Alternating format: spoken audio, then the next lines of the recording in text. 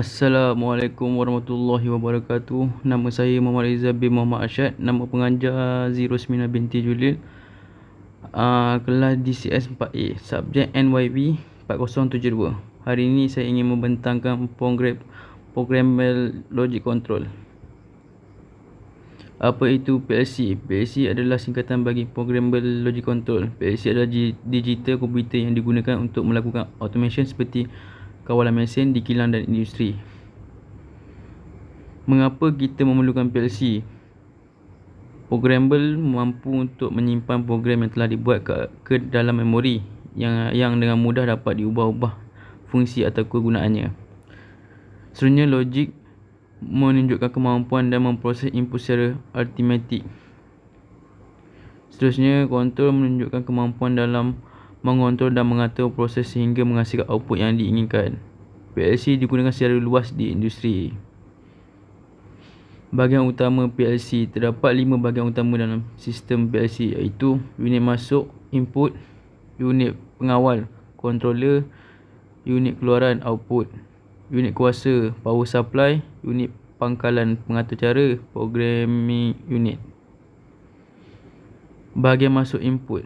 Bahagian ini menerima isyarat analog atau isyarat digital dan menghantar untuk diproses oleh controller dalam PLC. Bahagian pengawal controller. Controller atau pengawal berfungsi dengan memproses isyarat yang diterima daripada bahagian masuk dan mengeluarkan isyarat kawalan kepada bahagian keluar. Seterusnya, bahagian keluaran output. Bahagian ini menerima isyarat yang sudah diproses oleh controller untuk melaksanakan tugas yang telah diprogramkan. Selain itu, bekalan kuasa, power supply. Bahagian ini menerima isyarat yang sudah diproses oleh controller untuk melaksanakan tugas yang telah diprogramkan. Pangkalan data, programming unit adalah bahagian yang digunakan untuk masuk kod arahan. Kaedah operasi PLC. Fungsi utama PLC ialah untuk menukar isyarat yang diberikan oleh pelbagai switch dan sensor menjadi isyarat logik yang boleh digunakan oleh CPU. CPU menilai situasi input, output dan memboleh ubah lain kerana melaksanakan program yang disimpan. CPU kemudian menghantar isyarat untuk memaskini status output. Perangkat pengatur cara digunakan untuk memasuki atau mengubah program PLC atau untuk memantau atau menukar nilai yang tersimpan. Setelah masuk, program dan pemboleh ubah yang berkaitan disimpan di CPU.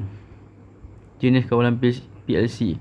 Fungsi PLC ialah dapat dilaksanakan sebagai blok berbagai fungsi yang menjalankan beberapa operasi ketika diaktifkan oleh input logik dan yang menghasilkan output untuk memberi isyarat. Misalnya penyelesaian atau kesalahan sambil memanipulasi pemboleh ubah secara kedalaman yang mungkin tidak sesuai dengan logik diskrit.